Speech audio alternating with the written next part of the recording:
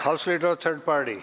Yeah, thank you, Mr. Speaker. During the BC NDP leadership event last fall, Premier Eby said, quote, "We cannot continue to subsidize fossil fuels and expect clean energy to manifest somehow. We cannot continue to expand fossil fuel infrastructure and hit our climate goals." My question through you, Mr. Speaker, is to the Premier. Will he commit to no new or expanded fossil fuel projects in British Columbia? When we ask questions, the members, no names to be mentioned. Minister for Water, Land and Resource Stewardship. Oh, no, other one. Energy and Mines.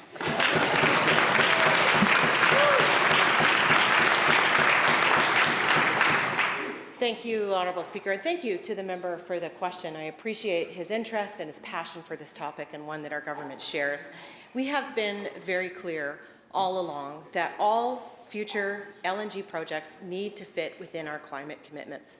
We have said this over and over again. The Premier has backed this up. It has been a strong part of the message from our government. We are going to continue to work with the oil and gas sector to reduce emissions, to fit within our sectoral targets, and to hit those targets.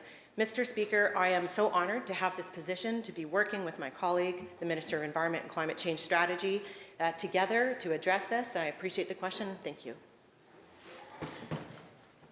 Member supplemental. Thank you, Mr. Speaker, and apologies. It's essentially the same response that the Premier gave us last fall, that we are going to be meeting our 2030 and 2050 targets, and that's the goal of CleanBC. Unfortunately, we're not on track to meet those targets as we currently stand, Mr. Premier or Mr. Speaker. And the fact of the matter is that we've got multiple LNG proposals in this province being speculated upon, many of which are very bullish in their the future of LNG in this province. A response that this government has yet to tamper down. We've got wood fibre, Tilbury, LNG Canada Phase 2, Cedar LNG, Kasai Lisms LNG, all ready to go in this province, Mr. Speaker. And if they are going to move forward, then it's going to take the CleanBC and the rhetoric around it and completely make it meaningless. So my question through you to the Minister of Energy, with all of the speculation about these other LNG projects, does she still believe that we can expand the fossil fuel industry and meet our climate goals? Minister of Environment and Climate Change Strategy.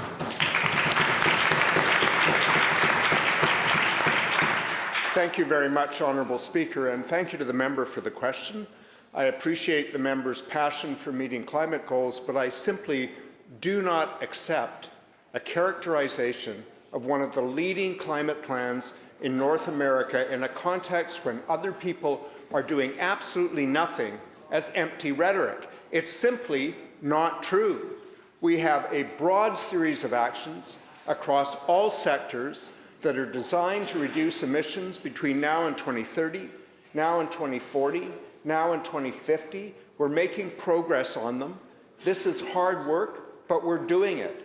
It involves meeting with industry, whether it's the oil and gas sector, the pulp and paper sector, the mining sector, and working with them to drive down their emissions. This is not something that can be simply done by an empty statement in this legislature, an empty statement in front of cameras, or a stroke of a pen. This is hard work, and we're taking it on, and that's why we'll continue to work hard with our partners, with our communities, to meet our climate targets, because that's what British Columbians expect.